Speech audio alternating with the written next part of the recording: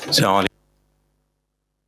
Welcome to the pre-match press conference of match number 63 of the FIFA World Cup Qatar 2022.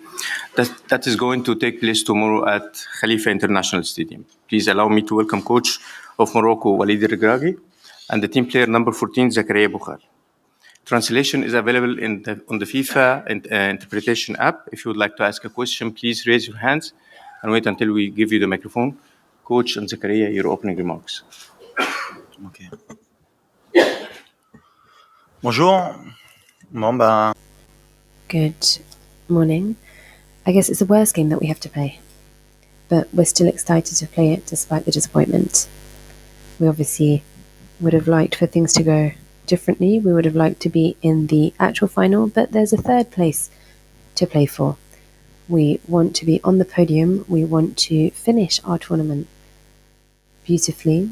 I think it's going to be quite difficult with fatigue. Also, it's a mental hurdle that we need to overcome. We know that Croatia also want to finish third place. We played them in our opening game, so it's a nice finisher for us as well. It will be no walk in the park tomorrow. Physically, we know that they've had one extra rest day, but we're thinking about this in terms of how we can ensure that we have the best team possible so that we can pull off that third place. Assalamu alaikum. Assalamu alaikum, everyone. A good game from us, but it was difficult. I think the second half we were better. We had to score, but unfortunately it didn't happen. But I think we can be proud that we played like this against France, and now we focus on the third place.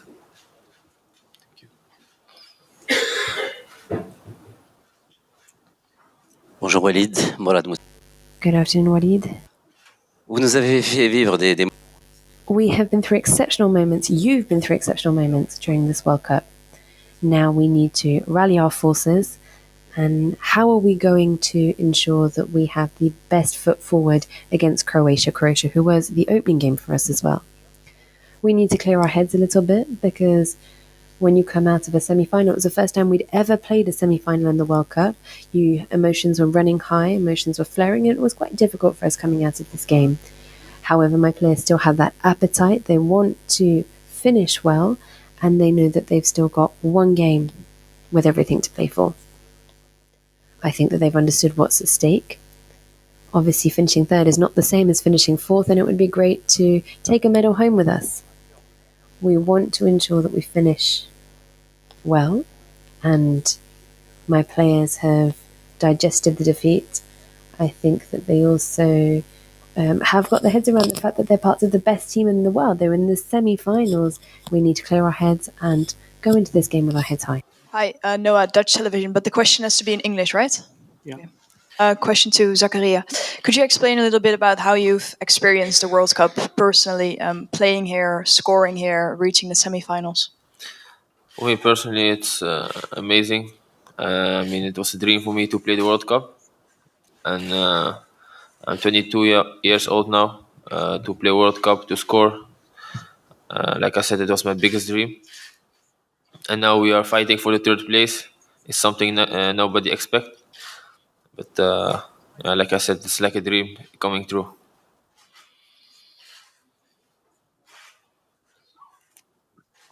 Thank you. Isaac Swila here, Citizen Kenya.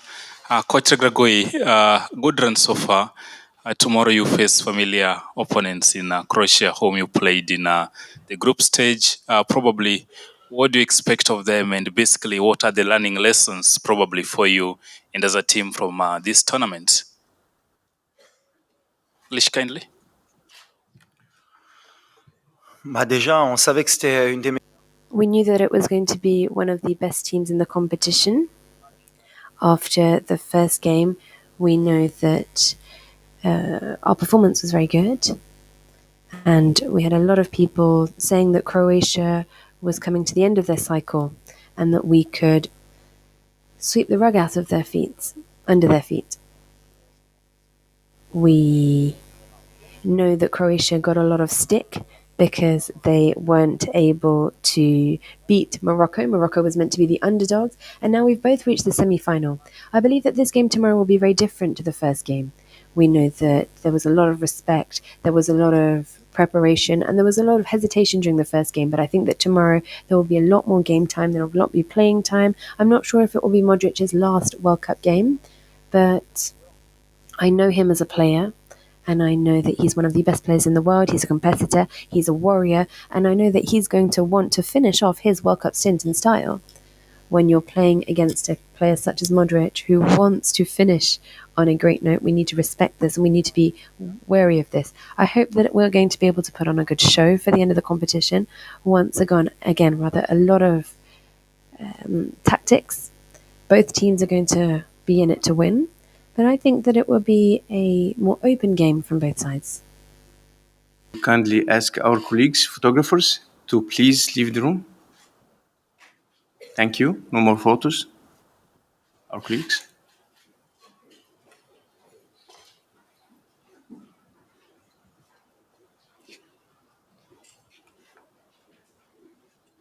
Good morning, Giel from Dutch Television NOS. Can I ask it in Dutch? Zakaria, kan ik het in het Nederlands vragen? Ja, hoe hebben jullie als ploeg deze nederlaag tegen Frankrijk verwerkt? En is dit dan de ergste wedstrijd om te spelen? Of ja, heeft het ook een... Excuse me, would you please ask the question in English? Yeah. I'm sorry, man. Zakaria, is this the worst match to play? Or is it also a match you're looking forward to? And how did you and your teammates concede this match against France? No, I think it's a good match to play because you can end third in the world. Something never happened for African team and for Morocco. And after the lose of France, of course, we are disappointed. But like I said, we played good. We reached the semi-final of the World Cup. So after the game, a day later, we can be happy and proud.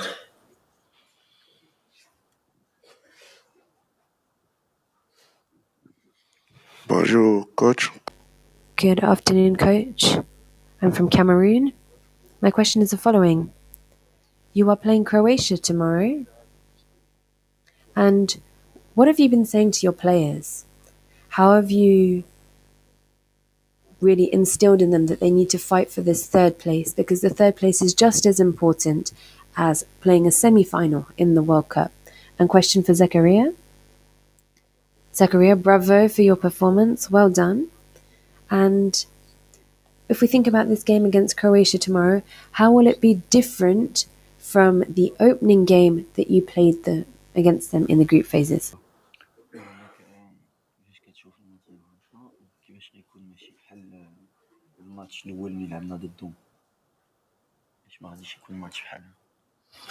Yes, I think I have a good feeling about tomorrow. And how they're gonna play tomorrow, yeah, I think the same as the first game. It's not the same because it was the first game in the World Cup.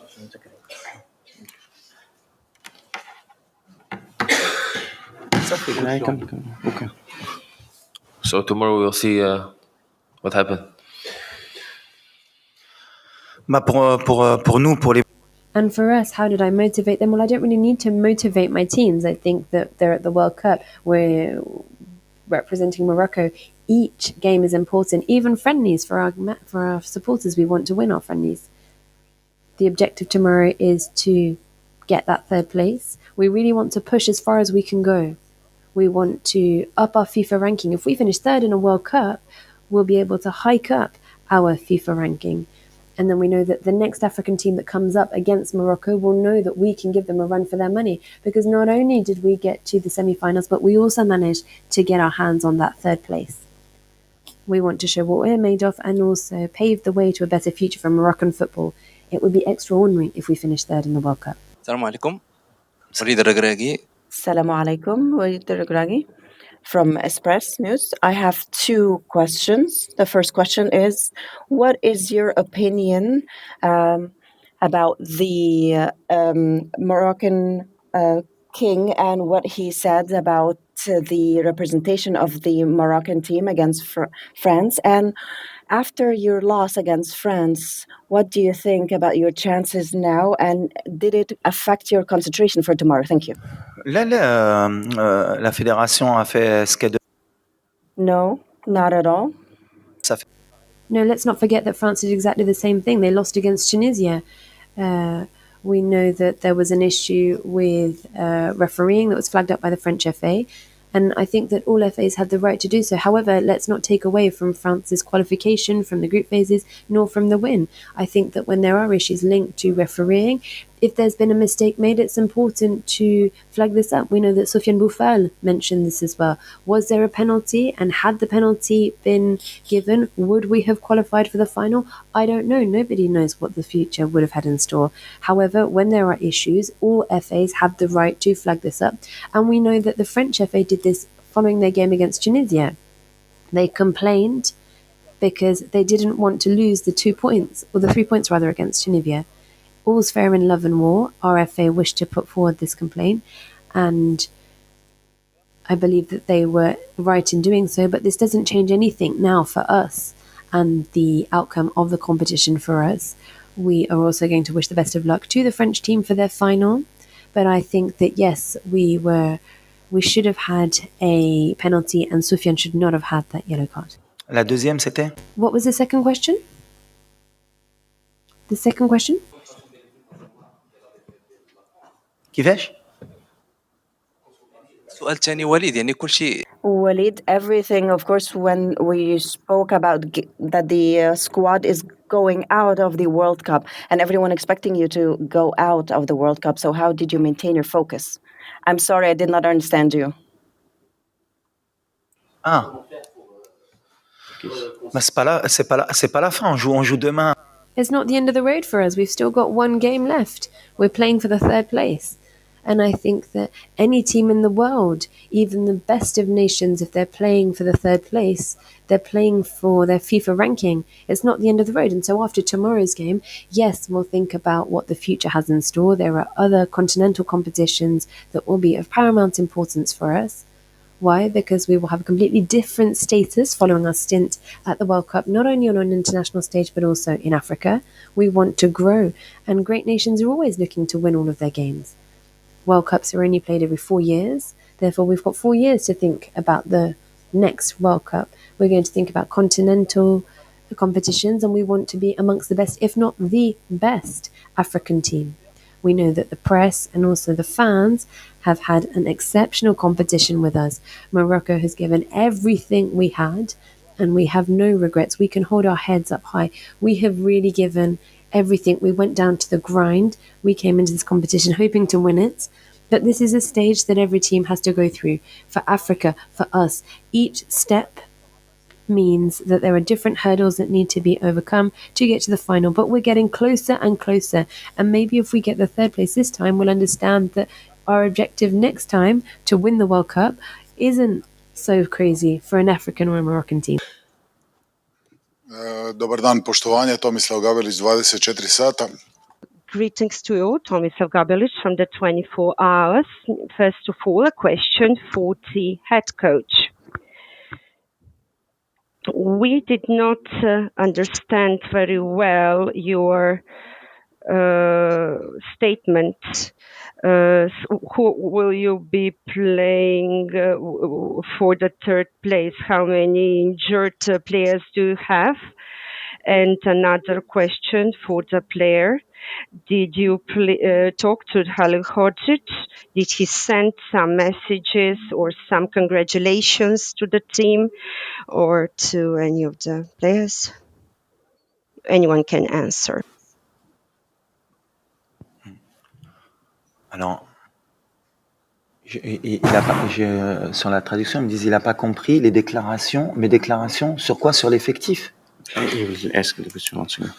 Dakle, nakon After the you told that nakon after the game with France, you said at the press conference that you have a lot of injured players and that you will have to include other players, the B team, which is quite unusual for the third place playoff to be playing with the subs, with the B player.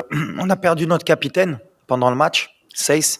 We lost our captain, Roman Saiss, during the game. We took a risk with him, but it was a risk that was worth taking. We wanted to go out to battle with him leading our battalion.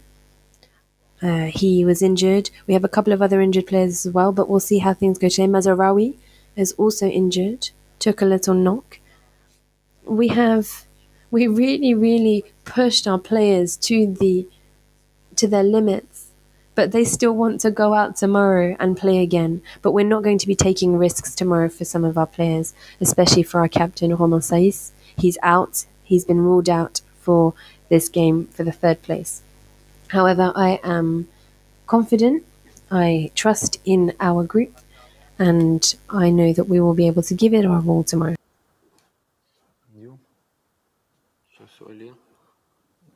City. You forget the question.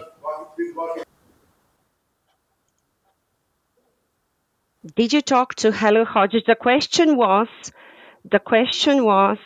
did you talk to Halilhodžić, the previous head coach?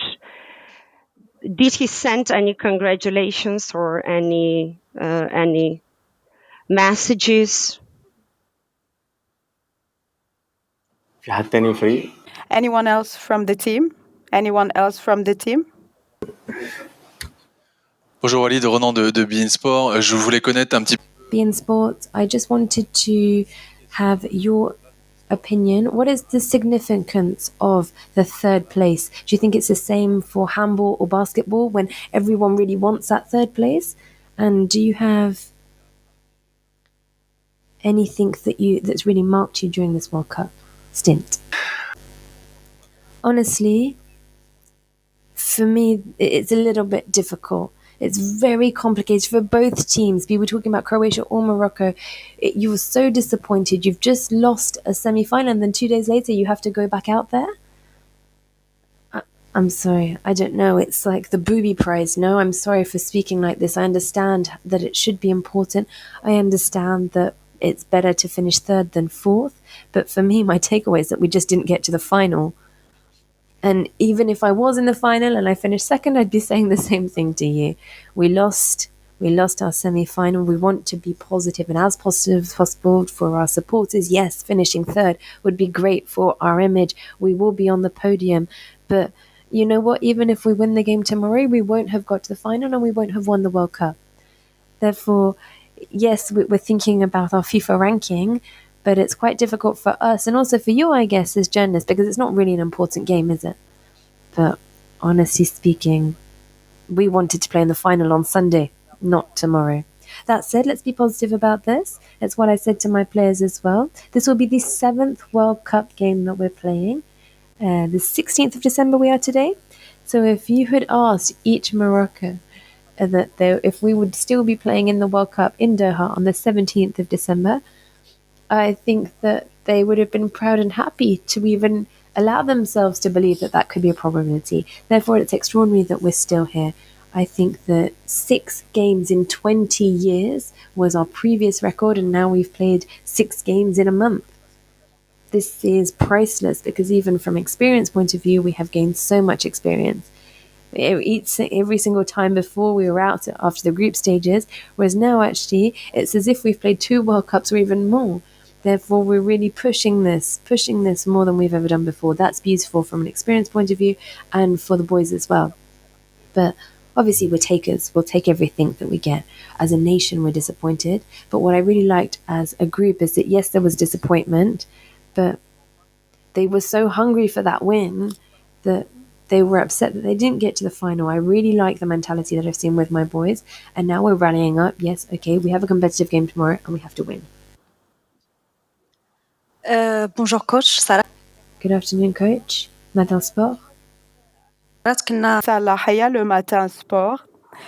Coach Walid, last time you played an entirely different game.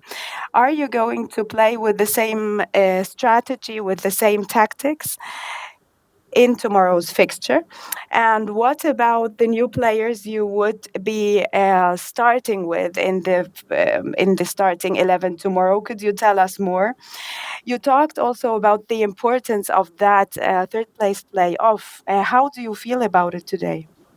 أول حاجة على التشكيلة c'est vrai Regarding de jeu, moi, à chaque fois en tant que technicien, regarding the starting lineup, j'aime bien un peu débattre justement de ce I really want to fight as much as I can. I've said this since the beginning of the competition. My formation wasn't important. It was really the play and what we do with the ball when we have it. Unfortunately, we conceded a goal with our formation after 5 minutes against France. But we would have probably conceded a second very quickly as well. However, we made a mistake. We had a player that slipped. Then we had another player that was able to play on the counter. They were at the far post. They were able to score the goal, and unfortunately, that's the name of the game. So we'll see what the strategy, what the tactics, what the formation will be tomorrow. But with regards to what I said about changing the squad, it depends on my injuries. It depends on how tired my boys are feeling. I'm not sure that they're going to be 100%, but I'm going to try and put our best foot forward and ensure that we've got the strongest players out there. If I've got to play a squad of 26 players, it's because I think that each of them is capable of playing a World Cup match. I'm not going to completely change my squad on its head, because if you change too many players, it's never good for team balance. However, I don't have any regrets with regards to my formation against France.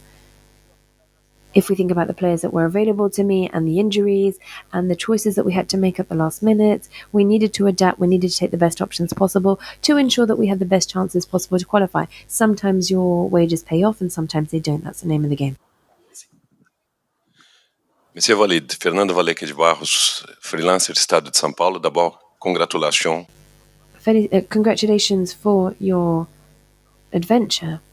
If we think about France once again, do you think that there were things that you could have cleaned up? Do you think that had you done things differently, the course of history for Moroccan football would have changed? I'd like to know what changed in your mentality from the last cycle with the former trainer, with Monsieur Regragui. How must Mr. Regragui change your mind to play this World Cup? Because you are so strong. Thank you very much.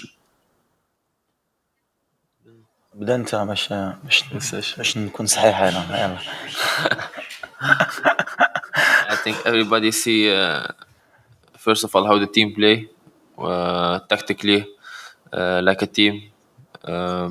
Also when players come in, you see the difference. It's not like if you don't start, you're angry.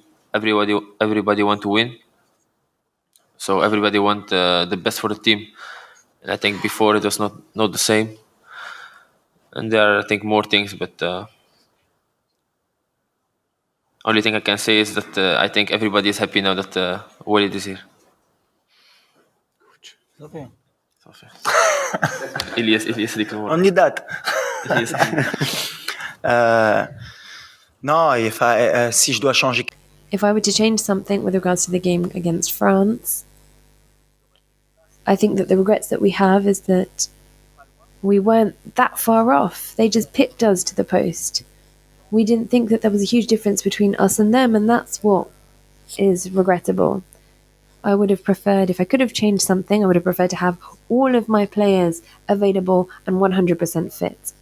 But then France didn't have Rabiot, they didn't have Benzema, they didn't have Pogba, they didn't have Conte either. So they could say the same thing. However, they can allow themselves to have absentees. However, with us, it's not quite the same. And in the future, this is something that we can work on. We can't be missing 3 of our defenders. Mazraoui started the game, he wasn't 100%. Aguerd, right at the last minute, he had to pull out. Saiss, he played at 60 or 70%, then he got injured during the first 10 minutes and I had to take him off. It was too much for us to handle. If I were to change something, maybe I took too many risks for the semi-final. Maybe. But this will be part of my experience and my learnings that I take as a new coach. But if I were to replay the game, I would have done exactly the same thing. Bonjour Walid. Fouad Samaid. Coach, I have two very small questions. The first is, what did you do with your evening after the elimination? You got knocked out. How did you spend your evening? Second question, I know that you don't like the word revenge. You played Spain and Portugal in 2018. You played them again this time, and not only did you win, but you knocked them out. Now you're coming up against Croatia. Is revenge a dish that's best served sweet? Pour répondre d'abord à ça, non. No, not at all. For Croatia, I have so much respect for them and so much respect for this country. I think that they've got 4 million inhabitants, and if we look at the level of talent that's come out of this team and also the team spirit that they show, it's extraordinary. It's a great example for us, even though I think that we have 6 or 7 times more inhabitants, but they've taken time, they've put into place a structure, they've got good club football, they've got a good mindset, and they give the best teams a run for their money. If we look at the past 2 World Cups, Croatia, with its 4 million inhabitants, has always been part of the 4 best teams. So no revenge, because we didn't actually lose against Croatia, it was a draw. And for us, we want to see how things have changed, see how we've evolved. Have we become better? Are we now capable of beating them from our opening game and our closing game? Are we better than them? But honestly, for that first game, Modric, hats off to him. He is exceptional. He's 37 years old, and what he's still doing at 37 years old is monumental.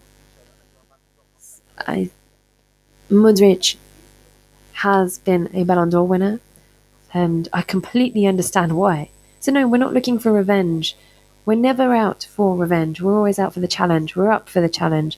Beating Portugal and Spain was to show that between 2018 and 2022, we've kicked things up a notch, and I think that that's exactly the case. And we also have been able to evolve. La première, c'était